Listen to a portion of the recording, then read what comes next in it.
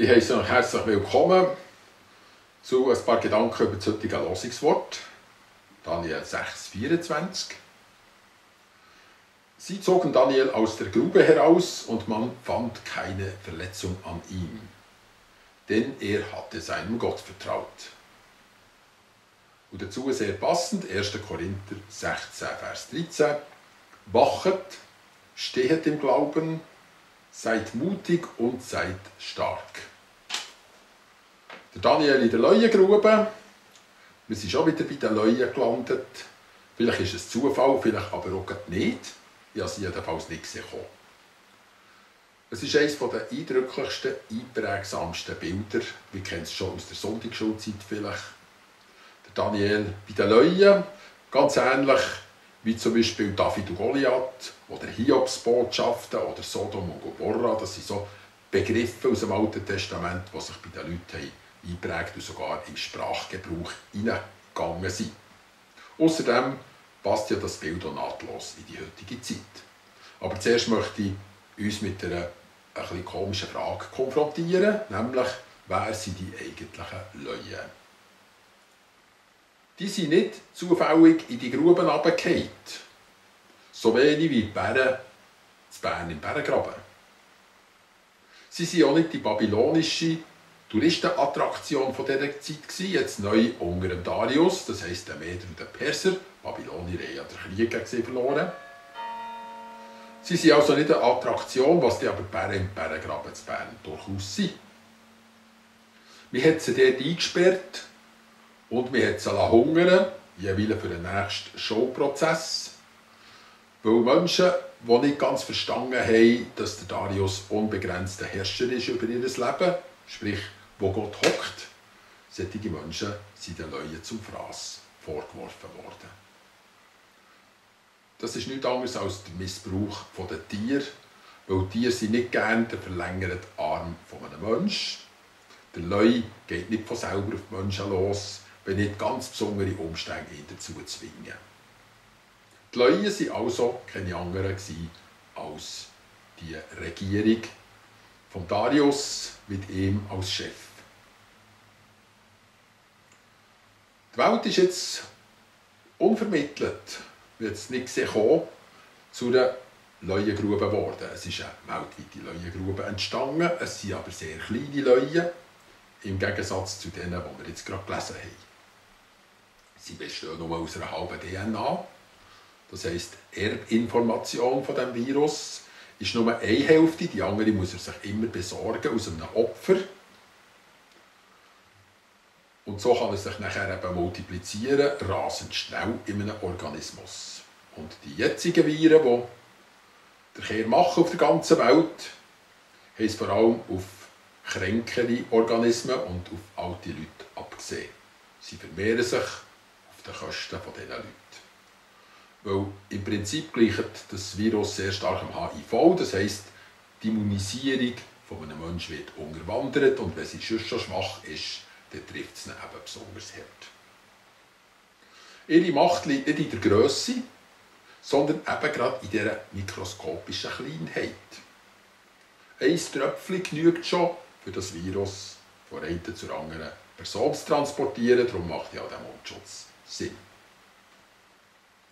Gerade als der Lockdown hat angefangen, in dieser Woche, hatte ich ein Gespräch mit jemandem. Und am Schluss des Gesprächs erfahre ich, dass die Person gerade vorher zu Besuch war bei jemandem, der gerade direkt aus Mailand kam. Wobei Mailand ja ein Hotspot war von der Verbreitung dieses aggressiven Virus. Ich bin darauf gekommen, aus fast ein bisschen speziellen Gründen. Ich hatte nämlich ein prophetisches Wort für die Person und dort ist vorgekommen, dass eben genau das stattgefunden hat, der Besuch bei jemandem, der eigentlich verboten wäre. Und so hat es mir schon ein bisschen zu denken gegeben.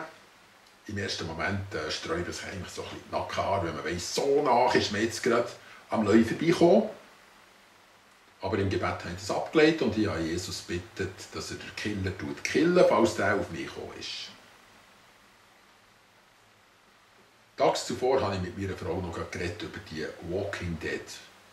Das sind Tote, die aber rumlaufen. Und es ist mir so vorgekommen, wie wenn Menschen, die eben bereits befallen sind von dieser Krankheit, und einige sind ja dann wirklich auch gestorben, noch tagelang andere haben können anstecken. Das ist wahr. Das ist ein wissenschaftlicher Befund. Jetzt aber in der Nacht bin ich dann wieder noch erwacht. Und plötzlich ist die ganze Geschichte nochmal an mir Revue passiert. Ich habe gemeint, ich habe es schon abgelegt im Gebet. Aber ich habe noch einmal gesehen, ich bin ja eine öffentliche Person. Ich habe zu tun mit Leuten, die zu mir kommen in die Seelsorge. Natürlich bei den Abständen, die man heute einhalten. Aber immerhin, ich habe nicht Angst wegen mir, sondern eher wegen meinem Beruf. Ich habe nochmal alles durchgebetet, weil es ist mir klar geworden, ich stehe ja eigentlich auch in dieser Leuengrube. Und schlafe wieder ein und habe einen Traum. Er geht zurück auf ein Erlebnis, das ich real vor etwa 3 Jahren erlebt habe. Ich habe einen von meinen Onkeln auf dem Sterbebett gepflegt, bis er gestorben war. Und bin jetzt wieder an diesem Punkt. Und er stirbt und er liegt im Bett. Und nachher hört er aber wieder auf. Und ich habe gesagt, du kannst dich beruhigen, du bist jetzt gestorben, du musst dich nicht mehr anstrengen. Das ist jetzt vorbei. Aber er hat sich nicht beruhigen lassen, er ist aufgestanden, partout, ist durch den Gang gelaufen, die Stegen ab, in einen Keller runter. Einen Keller, der unten keinen Ausgang hatte, irgendwie ins Freie. Ich gehe hinten nachher, komme in den Keller rein, er ist nie. Ich habe sogar noch die Polizei gerufen, für mir helfen zu suchen, und auch sie haben ihn nicht gefunden. Dann bin ich erwacht. Und sofort habe ich gewusst, gerade beim Erwachen, ich muss mir keine Sorgen mehr machen. Walking Dead, das heisst die Toten, die so rumlaufen, plötzlich eben den Tod mit sich tragen, in die Gesellschaft hinein. Vor diesem Phänomen muss ich keine Angst haben. Weil der Tod, falls er herum war, hat sich selber in nichts aufgelöst. Diese Gewissheit hatte ich, dass von mir keine Gefahr ausgeht. Es ist aber nicht eine Sicherheit, wie man heute sagt, aus Angst wir uns absichern, darum haben wir eben die Sicherheitsmaßnahmen, sondern es ist eine innere Gewissheit. Gewissheit ist für uns ja wichtiger als Sicherheit. Das nur so an der Parenthese.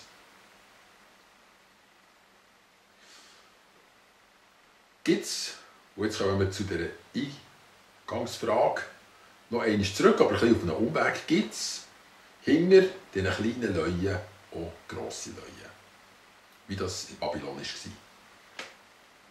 Ich orientiere mich nicht an den Massenmedien, Mainstream-Media, schon lange nicht mehr,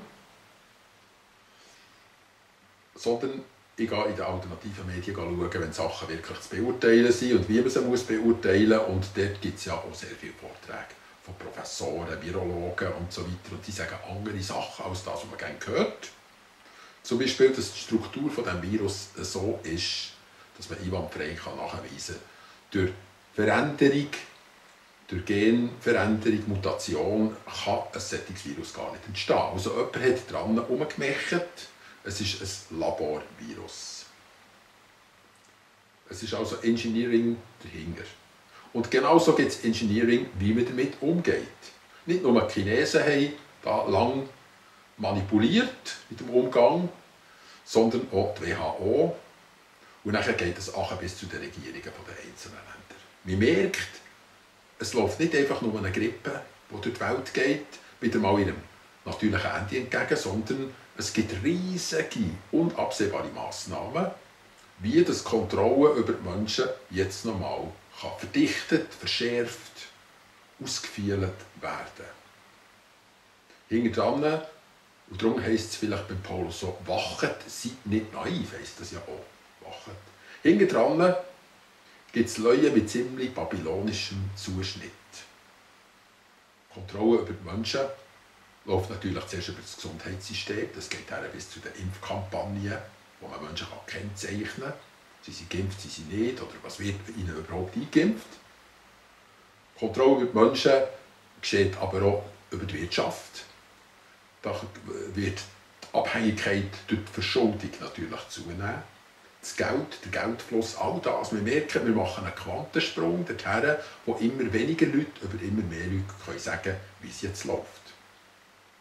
Ja, wie betet man in Zeiten des Coronavirus? Natürlich beten wir für Betroffene, Wir beten auch, dass wir geschützt sind, dass unsere Städte geschützt sind, unser Land geschützt ist. Der Paulus sagt zuerst, wachet. Seid nicht naiv, lasst euch kein Leu und kein Bär aufbingen. Als zweites sagt er, vertraut, also glaubet, denn er vertraute Gott, oder? Haben wir gesehen beim Daniel. Er ist unsere wirkliche und nachhaltige Schutzmacht. Habt Mut, lasst euch nicht verängstigen, sondern steht zu eurer Meinung in dieser Zeit und habt nachher auch Kraft für die Sachen, die dann noch hinten nachkommen.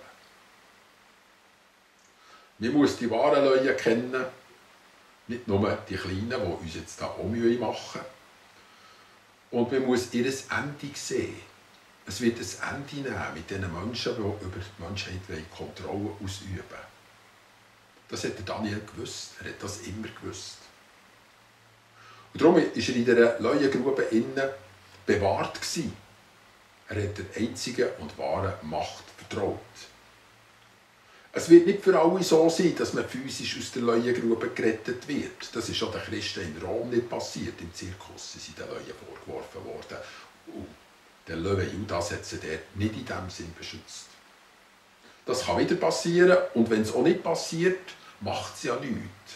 Weil bei all dem, was kommt, gibt es etwas, was wir wissen. Unser Leben ist mehr als physisches Überleben. Und der Löwe von Juda, der Auferstandene, wird auf jeden Fall auf unserer Seite stehen. Ich wünsche euch einen schönen Tag.